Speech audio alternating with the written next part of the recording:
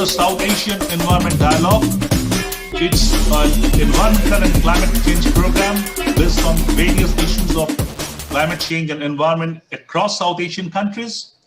It's been done by the Canadian television channel, Climate Channel, in collaboration with an Indian media platform, the Plurals.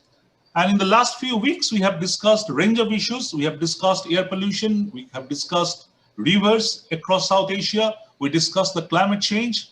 And today we'll be discussing the vanishing vertebrates.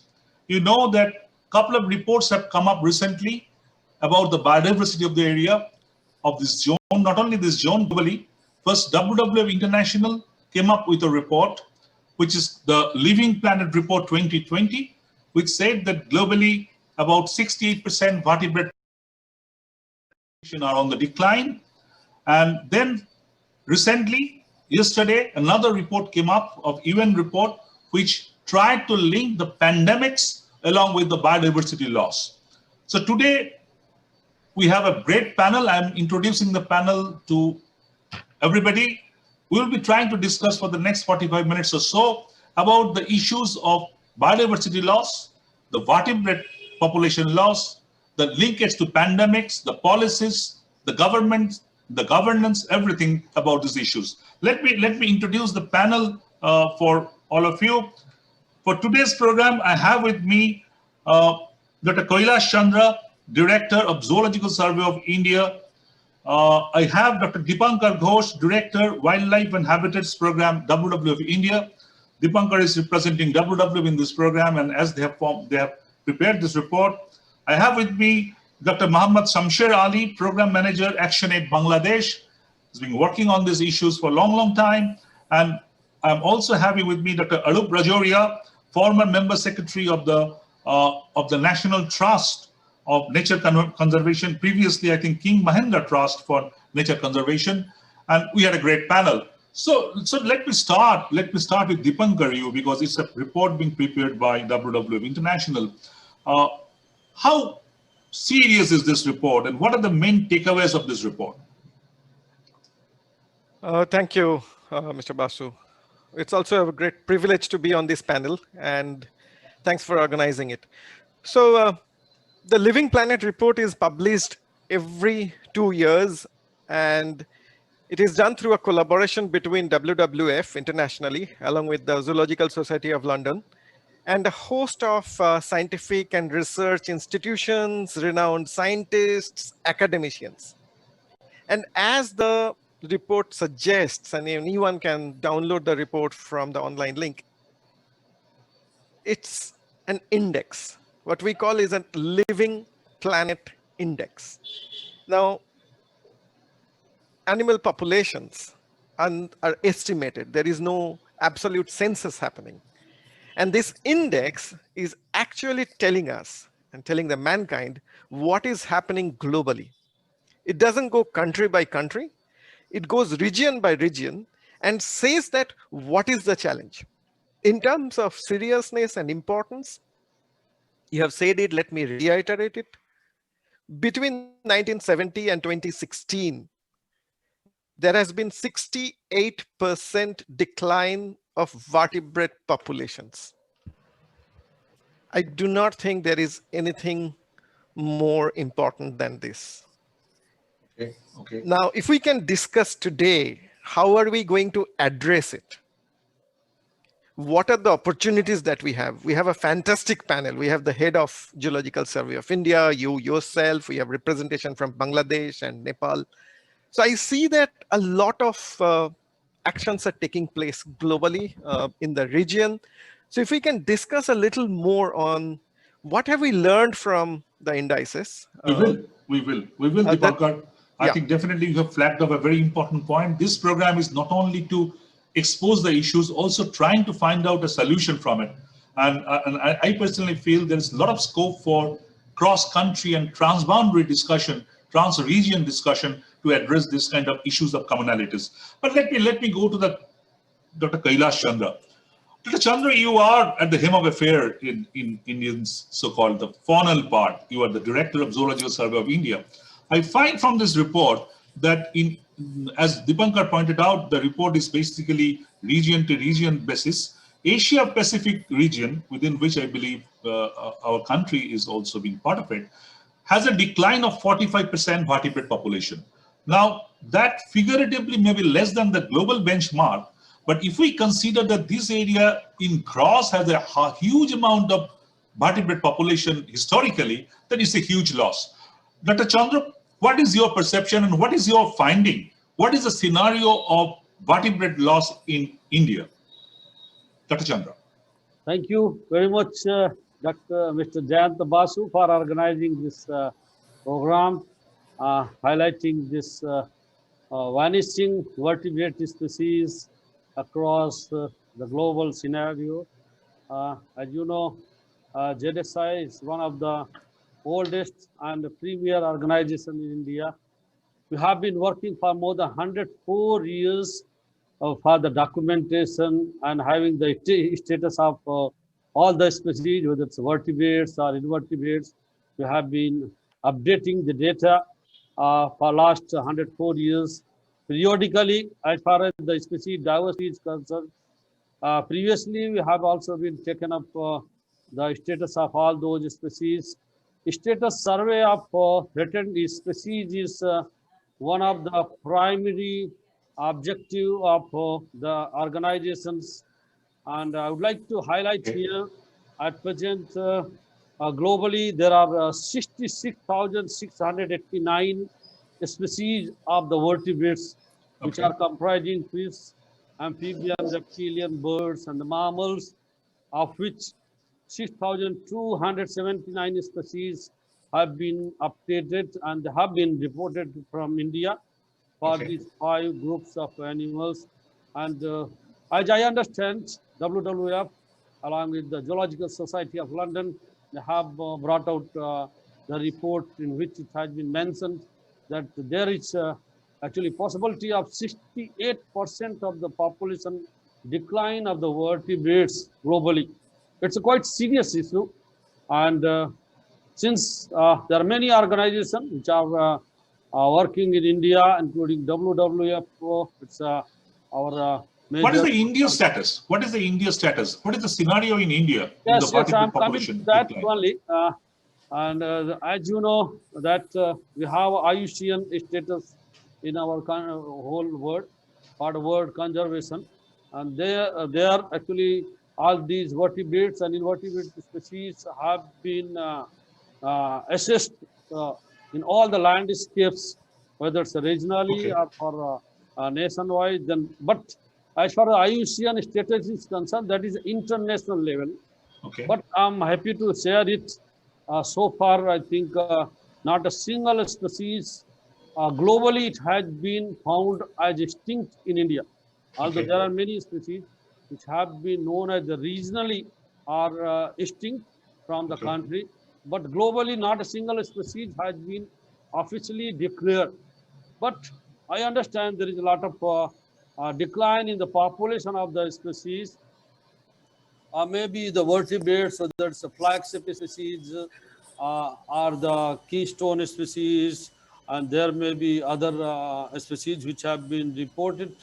But out of these 6,279 species which are pertaining to the vertebrates, we have more concern about the mammals, that is the flagship species. And there are a lot of actually work which I have carried out. JDSI has been working on for last more than 5 years on the flagship species from different landscape, most importantly from the Himalayan region. I'll come to that later. I'll come to the details in the later. But just for this particular query, how many species, vertebrate species, right now in India, according to your finding or your research, are on the kind of fringe of being impacted seriously? What is the number, gross number? As I have given the number on rates, there are 718 species which have been included in the threatened category. So there are 247 species of the fishes, 82 species of the amphibian, reptilia, 54 species, and the birds there are 101, and 95 species of the mammals. Total Okay. 718 species are included under the threatened category. That Great. includes vulnerable, endangered, as well as the critically endangered species. All inclusive. All All inclusive. inclusive. So critically endangered species are 92 species of 92 the species world, critically endangered. 92 species. Okay, I'm coming to you, Dr. Chandra, later because we need to talk about these policies and Yeah. kind of scope of collaboration. But before that, let me go to Bangladesh first, and then I'll be coming up to Nepal. That we have heard from Dr. Chandra the Indian scenario, and he said that quite a number of species are being in the category of threatened and many endangered and all likewise. What is the situation in Bangladesh? If I can have it from the Bangladesh participant in Mohammed Yeah. Shamsher. Yes, thank you. In Bangladesh, also same. The endangered species more or less similar to India Okay. because our land category is mostly an ecological system, mostly same. Therefore, we also with number of endangered species in Bangladesh also same. But I want to address some issues that is caused behind why the species is going down. Basically, uh, particularly this is actually related to natural resource management. You know, the natural resource primary resource is land, water, and air, and then it is flora, fauna, and aquatic biodiversity. But the management of the natural resource, particularly land, water, and forest and aquatic biodiversity, we Okay. have a similar law linking. India and Bangladesh also have a similar kinds of law related to water, related to environment, ecology, related to land management also same. And there are a number of water, air pollution and water pollution. Yes, I think in fact we'll be coming to these issues of causes very clearly. But as of now, you feel that the situation in Bangladesh is almost similar to India. Almost similar to India. Almost similar to India. Fine. We'll be coming to the reasons later. But let me first having the Nepal's view. Mr. Dr. Arup Rajouria, being a very senior expert in this line. Dr. Rajouria, what is the scenario in Nepal? Your landscape, your whole kind of scenario is different from India and to Bangladesh. What is the situation in Nepal right now? Oh, thank you, Jayanta. Thank you for the opportunity. And, for the record, I don't represent any organization, neither the government of Nepal. And but That makes my job easier. That makes my job easier. On this, our landscape is similar to certain parts of India. We're not immune to the threats that other countries have. But the topography of Nepal, almost in a span of 50 miles,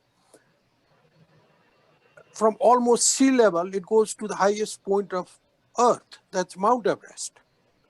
And with the altitude, there is drastic change in culture, in the demography, Yes. and so the biodiversity. And that is why Nepal comprises of only 0.1% of the global area, Okay. but has 3.2%. But it harbors, this is according to the CBD report, it harbors 3.2% of flora and 1.1% of fauna. Okay. So the richness and the diversity is, Great. Great. it's Absolutely like great. living museum there. It's like a natural history museum. And the threats, obviously, and coupled with that, Nepal is one of the most densely populated country, even more than Bangladesh, compared to its cultivated land area. Okay. So, 30-40% of Nepal landmass is just barren mountains. Then there are hills. So that this fertile strip of land bordering India, what we call the Tarai, that's where that's like the breadbasket. And that's where we have 3, 4, almost 1, 2, 3, 4 protected national parks and wildlife reserves. Okay. And then we have, being LDC, it's a very agrarian society. But the question And the is, people are very dependent no, but the on question is access. how, absolutely, I completely I can't agree more that the richness of biodiversity in Nepal is huge Right. compared to the landmass that we are having. But the question is, what is the status? Is that biodiversity is being still sustaining, or it's also being declining, particularly the vertebrate population has been happening in India and Bangladesh? What's your experience, or what's your thought about Nepal? It's I in the think, decline? thank you. I was just coming to that. I think we Nepalese can claim with vanity and pride the region, like the rhinos and the tigers, the most endangered. Been, it's a very positive growth curve there. There are incidences poaching, which Okay. is no country is immune to it. But the threats are obviously there. But the preemptive measures and the deterrent factors for that also are in place. And particularly, I think one of our major conservation success is based on community mobilization, Community on mobilization. transferring Okay. ownership. Okay. Fine. I'll be We're coming to that. transferring. I'll be coming to that. But let me go back to Dipankar again. Dipankar, you are part of this report in the sense that WWF has done it. Now I find that when this, as I think all the kind of guests pointed out, the reasons, I think Mohammed Shamsher ji was also pointing out the reasons part of it. I could find in the report that the major reason for this vertebrate decline is the land use change, wildlife trade, pollution, and climate change. These four are being identified. So Dipankar, your take on this, and this is lot to do with the transboundary. When we talk about the wildlife trade, the transboundary point comes into the picture. So Dipankar, very briefly about the reasons and also the scenario maybe in the other South Asian countries, very quickly before we can kind of go off to the others for their observations. Dipankar. Sure, thank you. As you have said, and let me explain that there are essentially 5 reasons which have been categorized for the Asia Pacific region. The report has gone region by region. It doesn't, as I said, it doesn't single out a country or a complex of countries. For Asia Pacific, again, 5 different reasons. And the largest of that, or the biggest of that, is land use change, which is a whooping 43%. Overt exploitation, which is extraction plus trade, and most of it illegal trade, is about 1/4, 27%. And then, surprisingly, invasive species. It's also related with habitats and land use change to some extent, but primarily invasive species is about 14%, pollution about 11%, and climate change 5%. So those are the major reasons for this decline in vertebrate numbers. And the challenge is, if we look into data, if you look into just the data from India, between 2014 and 2017, a whopping 56,000 hectares of forest land have been diverted in just 5 states: Haryana, Telangana, Madhya Pradesh, Odisha, and Maharashtra.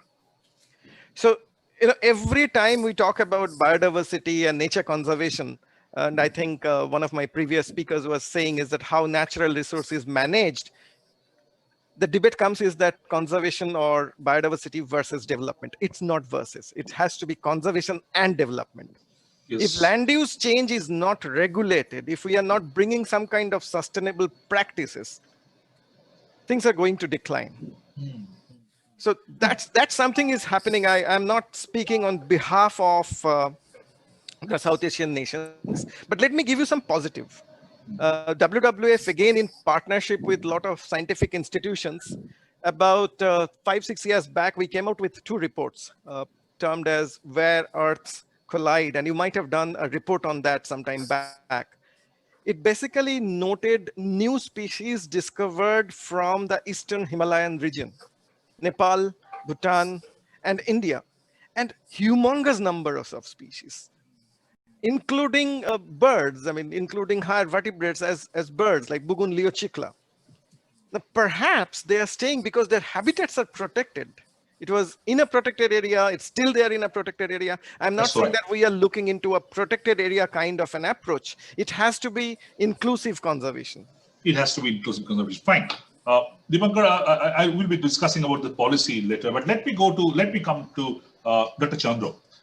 Dr. Chandra, Dipankar has pointed out how land use change has been the major impact, and I understand that it basically from forest to agriculture or other kind of changes for land use. I can see that in the freshwater, also the aquatic part of it, 4% loss per year, and in India, and also in India, if I'm not wrong, 12% wild mammals, 19% amphibians, and 3% birds have been lost over the period of time.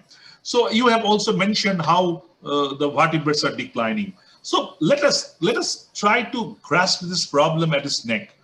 What should we do about it? Dr. Chandra, as an expert, as a scientist, and as an institutional head, you are in a very, very important position in the country. You are heading the most important institution in the context. What's your suggestion? What's your talking to the government to rectify the situation as far as possible? Dr. Chandra. Thank you, Mr. Jayant. First, I just brief a little about this. What are the causes? And has already rightly mentioned by Mr. Dipankar Ghose that habitat and degradation, fragmentation, and then conversion of the forest into this land use is the major cause. Along with that, but to me, at least, along with this, there is a chemical poisoning or the use of the insecticide, pesticides, also has caused a lot of actually impact on the actually freshwater ecosystem particularly, and because entire whatever the insecticide, pesticide used in agriculture ecosystem, that is going to the freshwater and ultimately to the sea.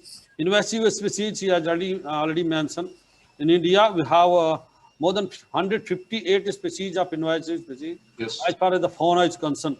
And 100 species are there in this marine ecosystems. There are around 25 species of the vertebrates. Most of them are the fishes. They have actually replaced our local species, or what we call as indigenous species. Climate change, no doubt, has also caused a lot of impact on our vertebrate pollutions. But to me, at least, since I have been observing it, it's all because of the anthropogenic impact. Until unless we That are means able that's the to, we. it's all We have been because of creating the the problem. anthropogenics. Why we have the land conversion? Then because too, we have to have the health security, food security for the people and livelihood. So that becomes the prime, I think, object for any of the policy makers. And until unless we are actually not able to control, it may not be happening across the global or all the countries like Europe and America, but Asian countries, it's a most of the most, I think, important factor. We have to have the control of exploitation of the resources, and particularly natural resources. Okay. And then how it's going to lead it, what are our measures which we have to take it. I think government alone cannot do each and everything for the conservation and for these species, particularly vertebrates. We also need the community participations at each and every level. Although government has notified a lot of our protected areas, there are 907 protected areas. National park, wildlife sanctuaries, Ramsar sites, tiger reserves, elephant reserve, Basu reserve. So as far as the policy is well done, it's all going on very well. But for transboundary species, we have the CMS, Convention of the Migratory Species, IUCN is there, then CITES is there. But we want to have this awareness program among the people. Absolutely. They should come forward. They should understand what to do. And only the natural resources exploitation, if it continues, whatever the policy we have, I think we are not going to conserve. I'm very Absolutely. frank and very clear. And then it's very, very I think, difficult to conserve our species. Absolutely, I have absolutely. database. I I completely have agree with you. database. And I just want to share it huh, that we had at least in our database 1994 we had actually counting up the red data book of vertebrates, yes, particularly the mammals. That time it was 77, and by okay, 2000 it became 144. It it's became double. just double number by just maybe around 16 years. So you So can in see, 16 years in Red Data Book, the number of yes, mammals, yes. it's in India. It's in India. Yes, in India, I'm talking about by 1994, then 2000. It is already available in our database, all published information. Okay. So within 6 years, it has gone to 144. Similarly, for our I think you have nailed it. You have nailed it. I think nothing more need to be said about it. Let's talk about the way out, Dr. Chandra. That what should we do to do this? Because yes, when the 68% decline is taking place in the other vertebrates, the human population has increased almost double. So yes, as you very rightly said, that there are issues of food security, there are issues of land security, and we need to marry this need of human beings and the need of the other population. Human just cannot live on this world alone. They have to be part of the ecosystem. With that note, I'm coming to Shamsher, Mohammad Shamsher ji. Yes. You have heard Thank what. you, thank you. Number one. What's your take? Tell me what Yes, we yes. should do about it. We know the problems. What the solution is? No. I'm talking about the solution.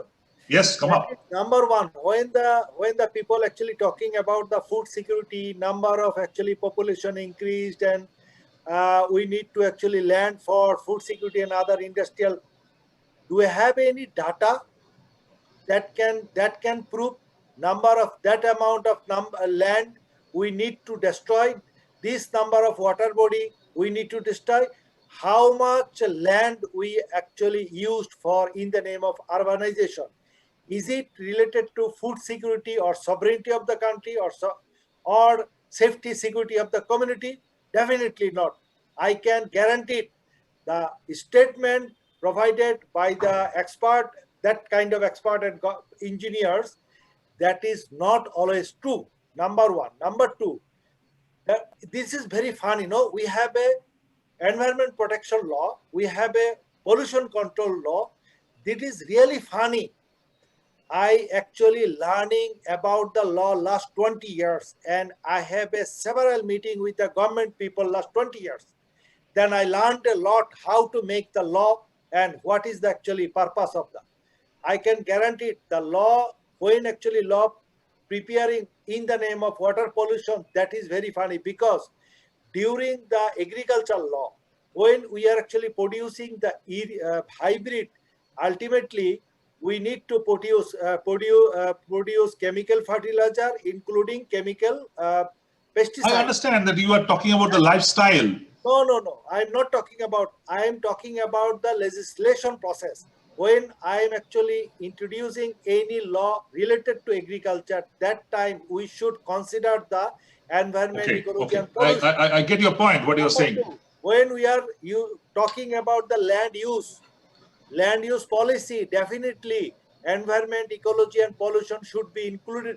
That means ecology and pollution control, everything would be cross-cutting for all over the country, in all over the law. Great. Let me take your point to the others. And you remind me one particular thing. One of the experts once told me that was told in context to India, but I guess it applies for entire South Asia, that we are very good at preparing laws, but we are extremely bad in implementing those laws. No, And we fighting are lawyers.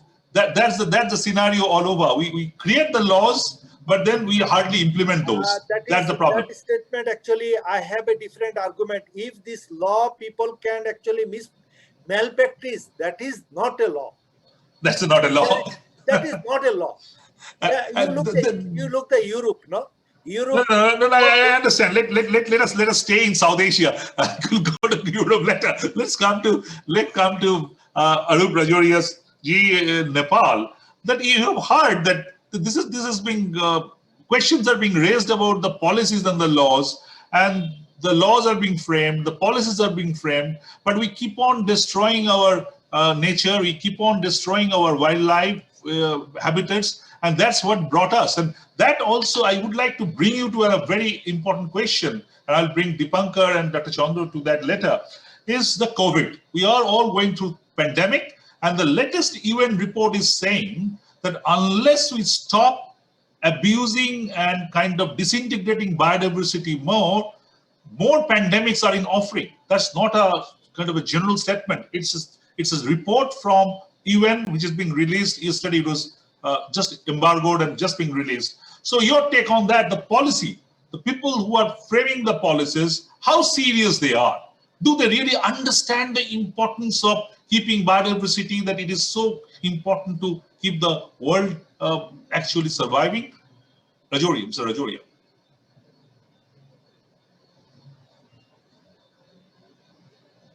You are on mute. You are not audible.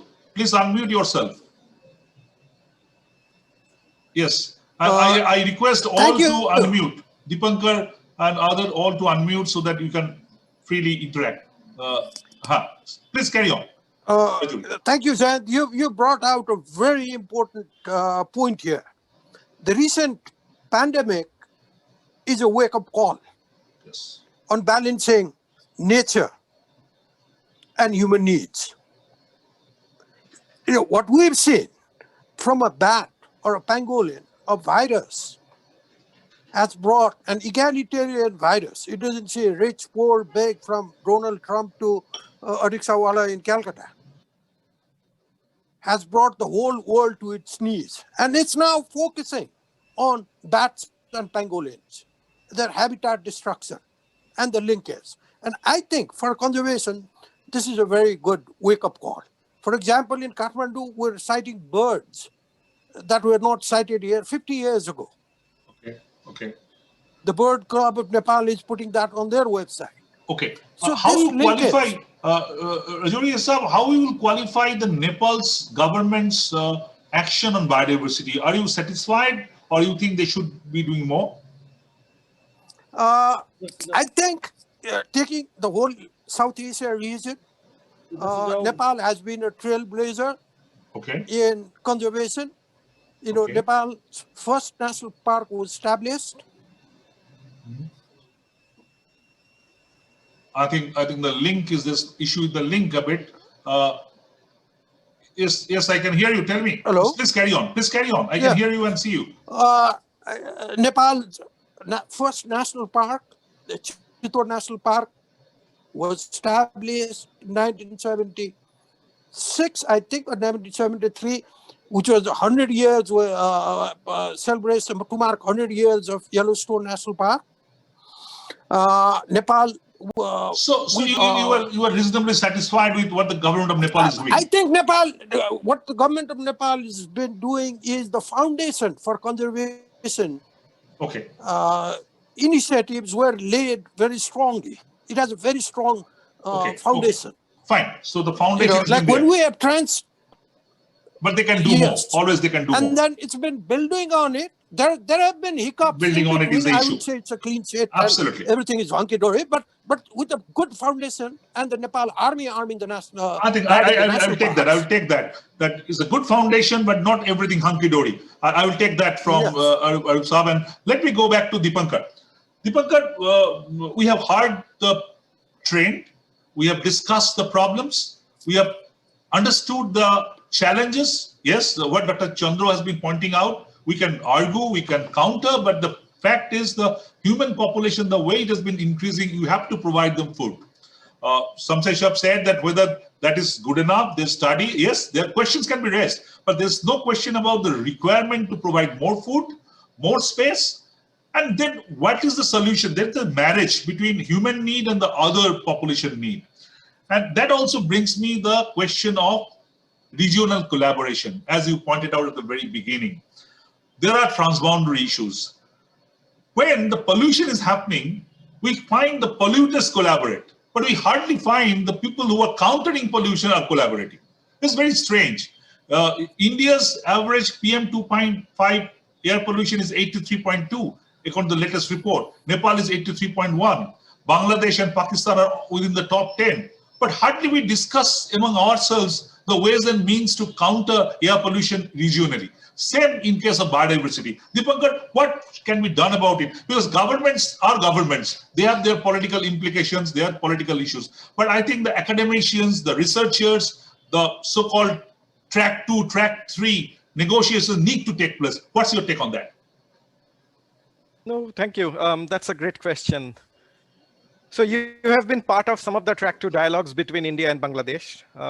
There is a regional framework, and I'm not sure if some of the experts were part of it, but obviously ZSI had contributed to the Bhutan Climate Summit. I think it was in 2011, where the government of India, Bhutan, Nepal, and Bangladesh actually signed a regional cooperation framework where it had agreed that for climate change, it will work towards a bit of adaptation and to some extent, some bit of mitigation.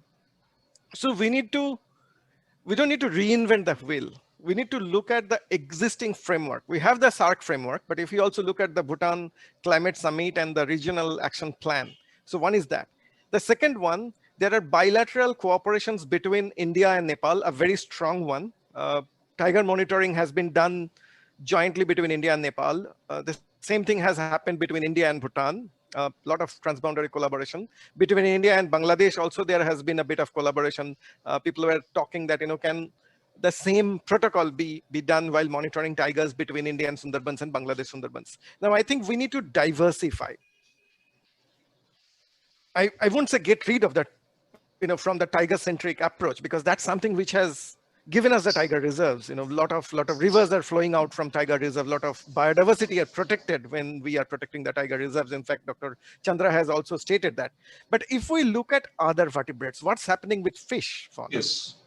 A lot of freshwater fish, which were there in Bangladesh and India, what's happening to them? Are we getting some of them? Now, being a Bengali and a predominantly fish eater, I can tell you that some of the species that we used to see 30 years back are not there, are not common anymore. So what's happening on that? And talking about feed security, if we are not getting our common fish, I'm not talking about hilsa though, but if we are talking about some freshwater fish, what's happening there? Number one. Number two, what the Living Planet report has also shown is that there is huge decline in pollinators. My question to us is that if there is decline in pollinators, what are we going to do with land? If there are no pollinators, then our food security is hit on the head with a sledgehammer. So until and unless we are tackling, and Dr. Chandra, thanks to you for bringing in the whole pesticide pollution, we need to tackle it.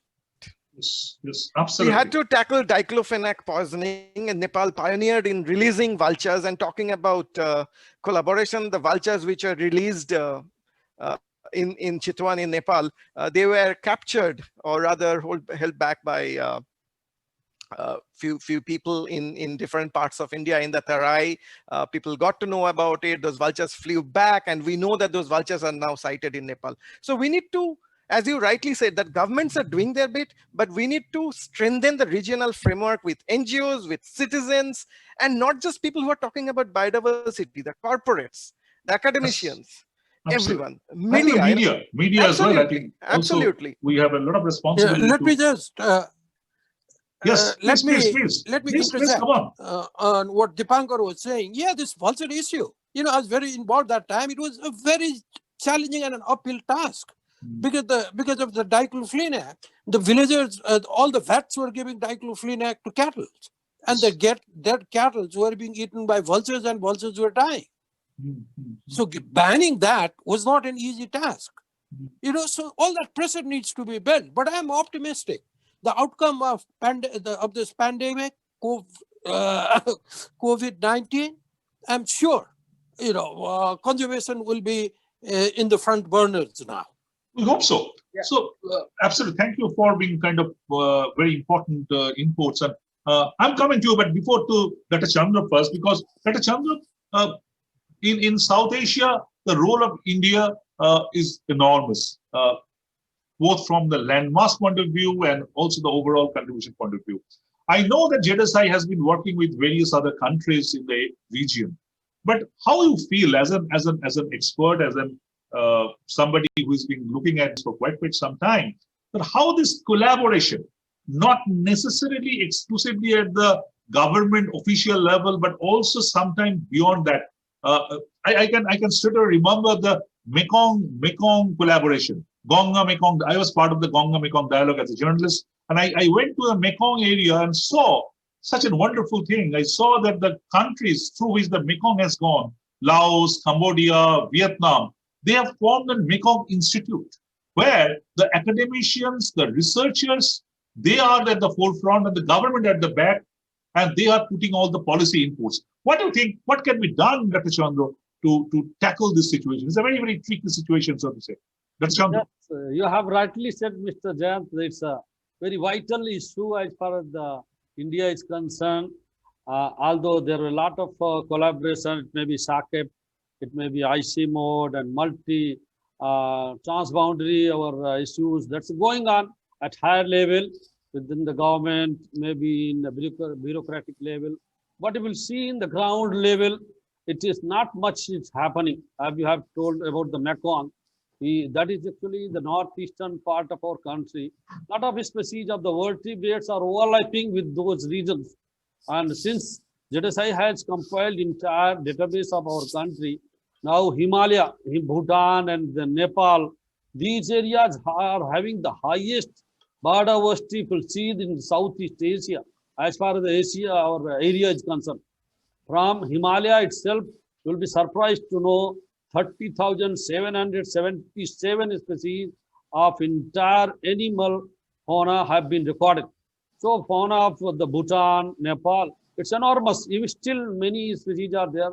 Similarly, for the northeastern region, that is second in our country. If you compare in all 10 biogeographic zones, first is the Himalaya, then second is northeastern region, then third only the Western Ghat is coming. Yes. So we have been highlighting about the Western Ghat. It is now the third as far as the faunal diversity or the biodiversity is concerned. Okay. But as you have been talking, because there is not much work has been done in the ground level, whether it's with the NGOs. So I want that media should play a major role.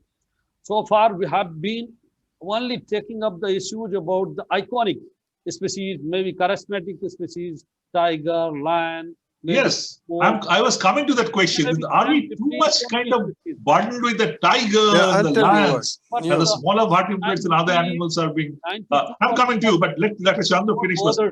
Yes, Chandra, please carry on. What is their status also? So we have to understand in the landscape level, what is happening in the total landscape and ecosystem. You have talked about the freshwater ecosystem. We have word in the actually compiled also 9,456 species of animals only named from the freshwater ecosystem India. And because now entire our ponds and the many of the lakes, their area is shrinking.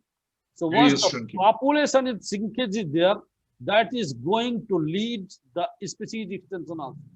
So ultimately, it is going to have the vanishing of the species. There is no doubt about it.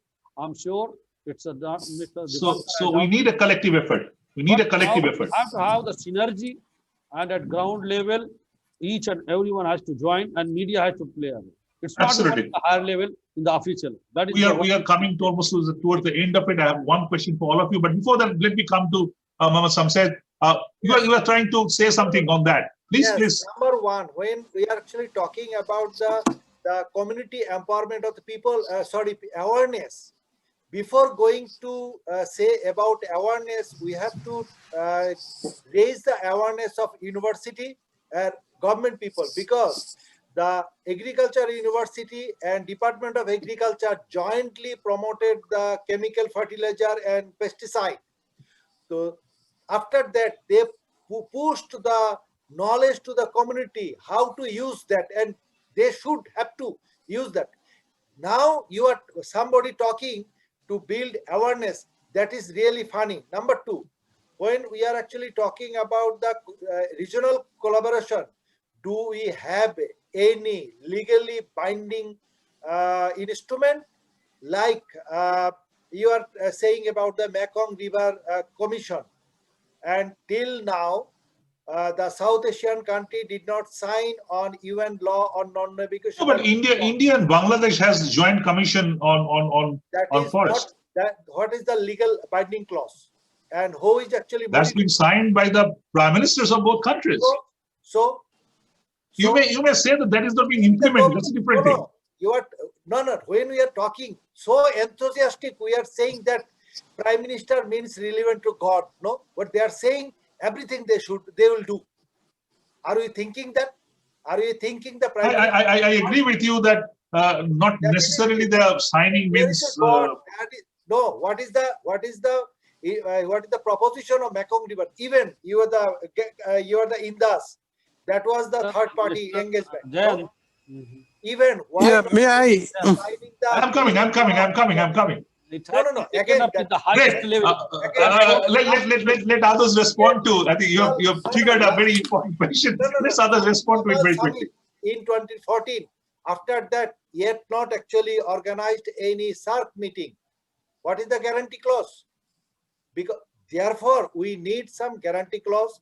We need the UN at least some third-party engagement to monitor that they can actually negotiate with the both party.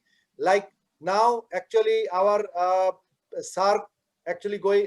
Okay. Let's take your very quickly. I would request others to very quickly comment on what he just said, that there needs to be a legalized instrument, and even if they are not being executed the way they should have been. Dr. Chandra, you were trying to say something? Yes, I'm just. I have little difference of opinion with the. Yes, it's a platform to express our opinion, so no problem. Come on. I would say that at the highest level of the bureau, I think policy makers who are actually the prime minister, if they take up some issue that shows the interest, if they do not take the interest, how it could be percolated to the lower level. Absolutely. So I do not have anything to say that it should not be at least if they are taking. And if they have the collaboration with the SARC and any other neighboring country, there should not be any problem. And that has to go to the ground level. That is the that has to go. Where it that percolation may not be there. The percolation may not be there the way it should have been. I want to raise point at one. I'll come to you. No less than 1 minute. That is governance issue. Who are the governed for this planet and country? Prime Minister or people? Before thinking anything, we need to think about the capacity of people, think about the engagement of people. Without engaging people, what is the treaty? Do you? I understand what you are driving at. But at the end of the day, in the countries which we are talking about, prime ministers being selected by the people as a part of a governance structure.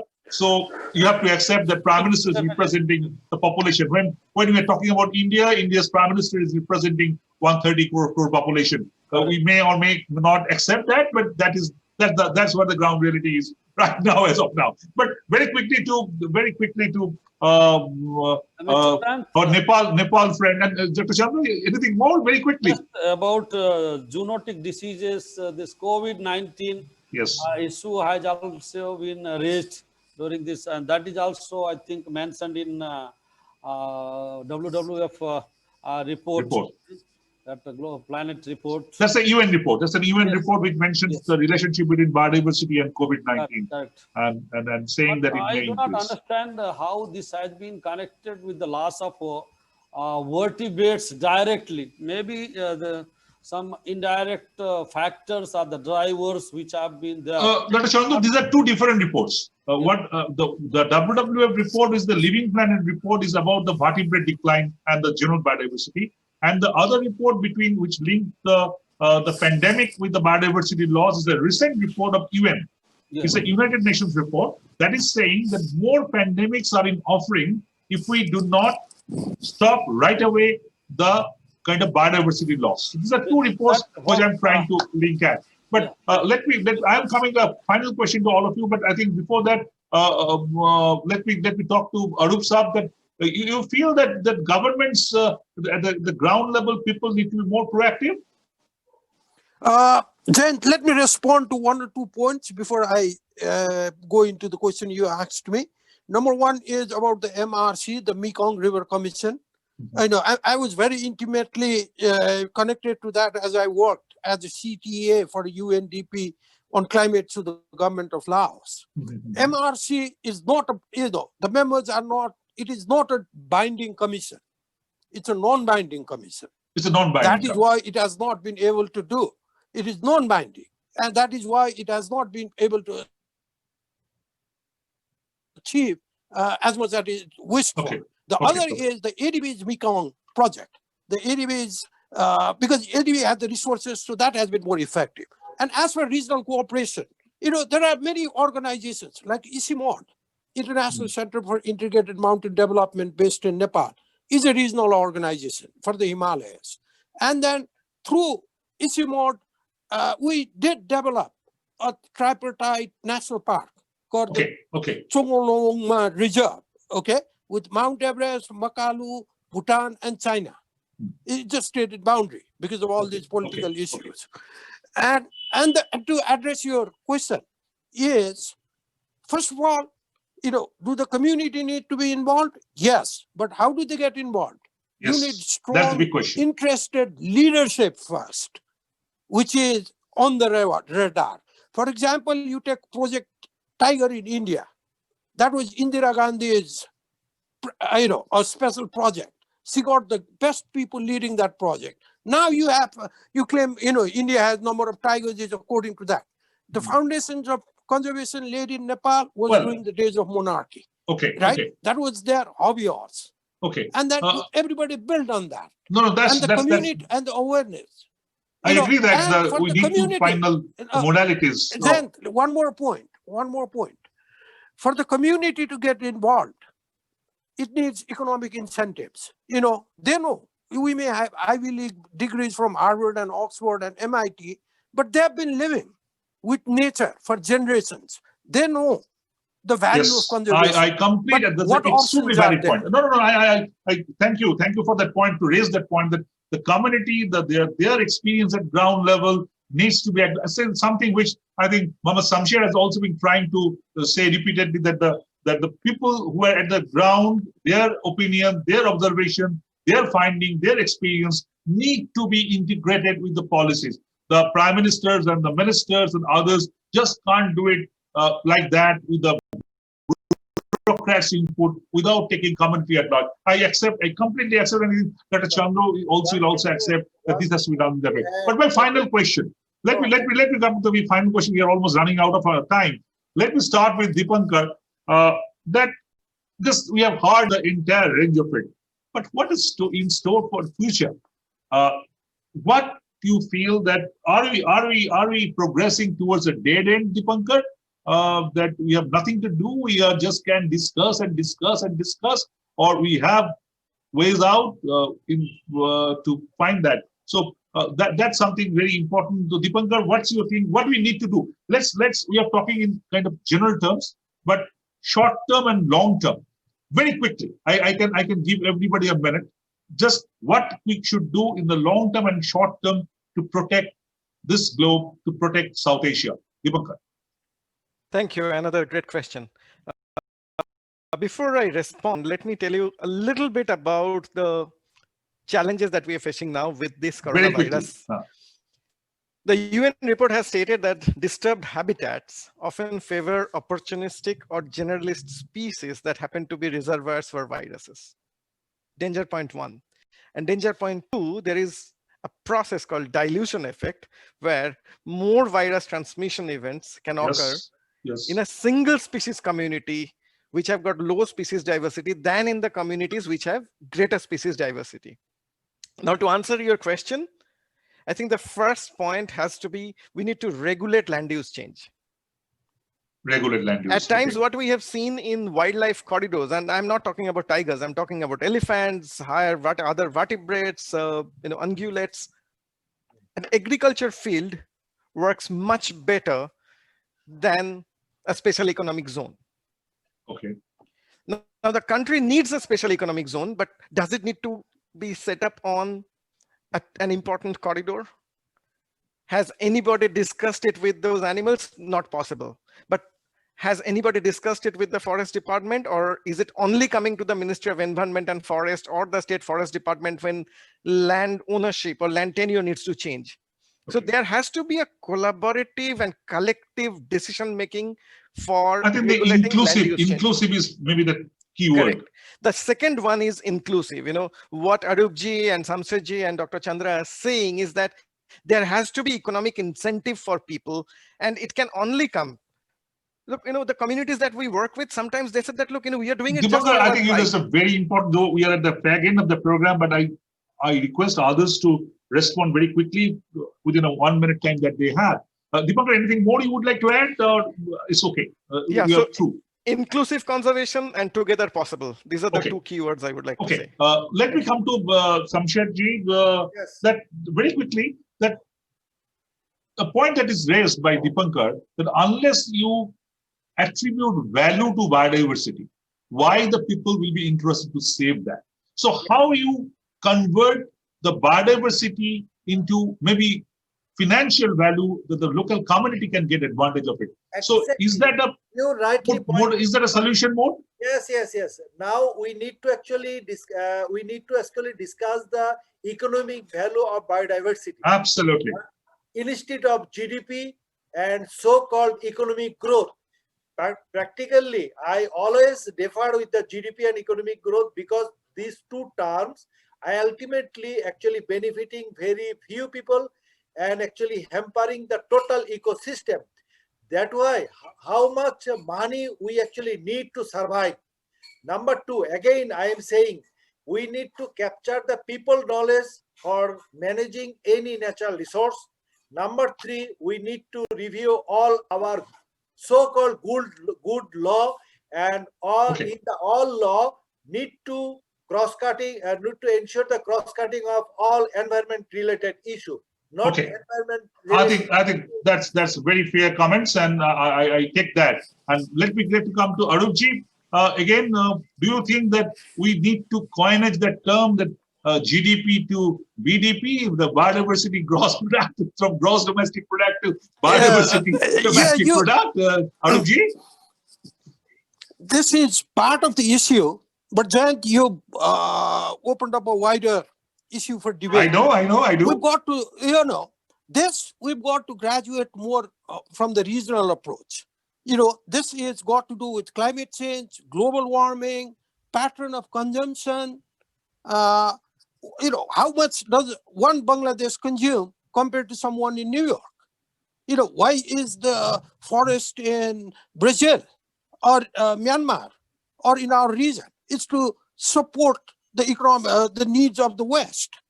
And how much, and what is being compensated to the villagers that fall victim to climate change, that fall victim to wildlife conflict, park people conflict. Yes.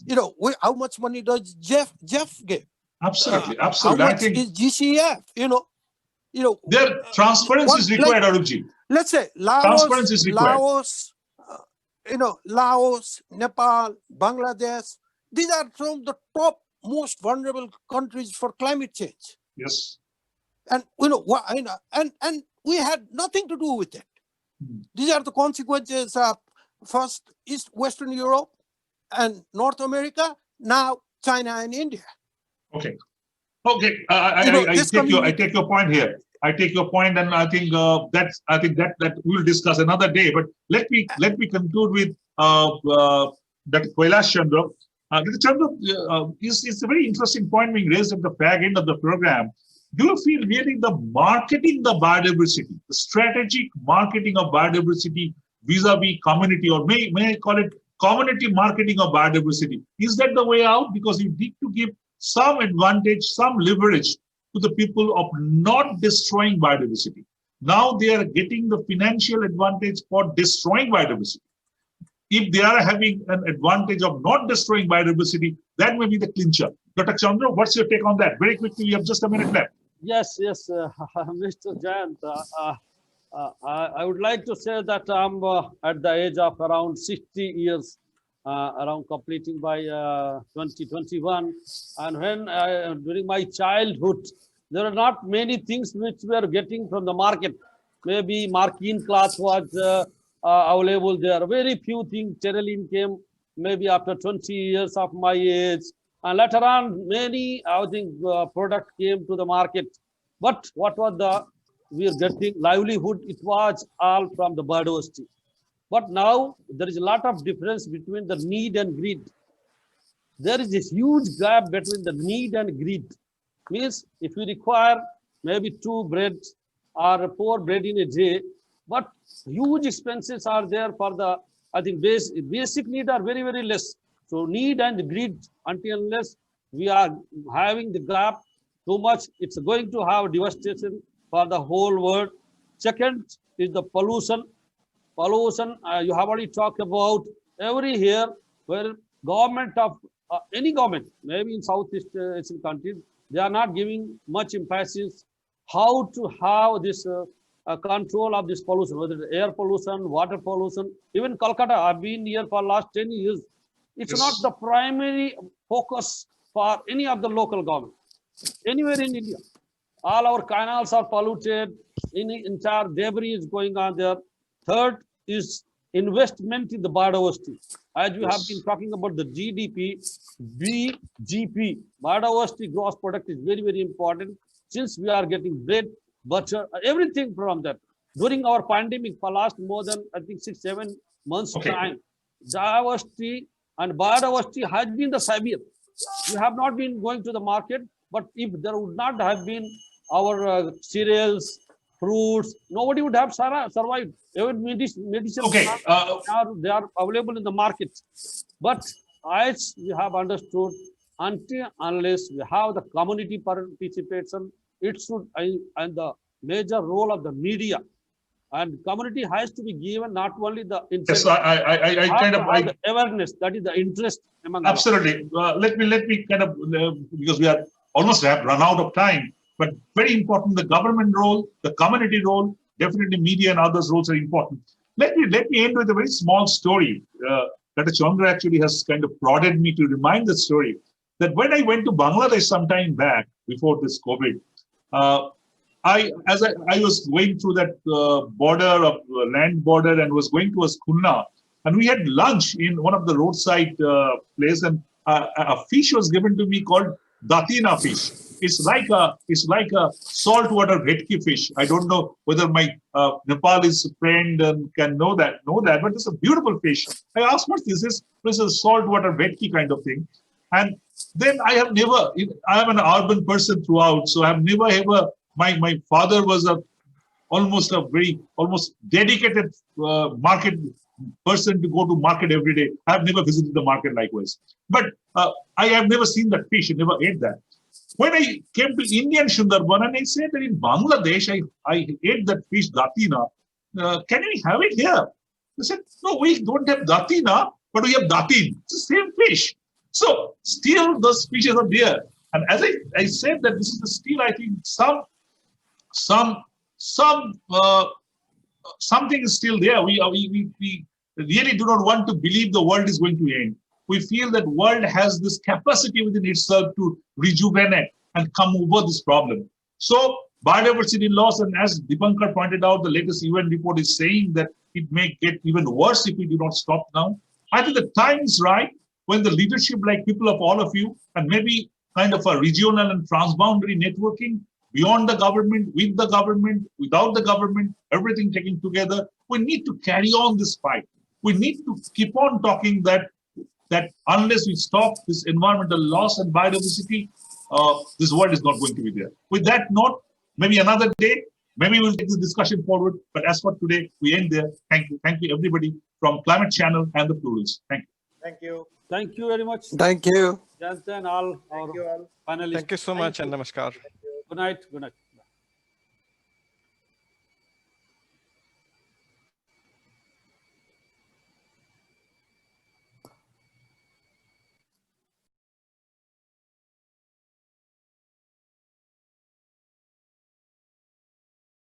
You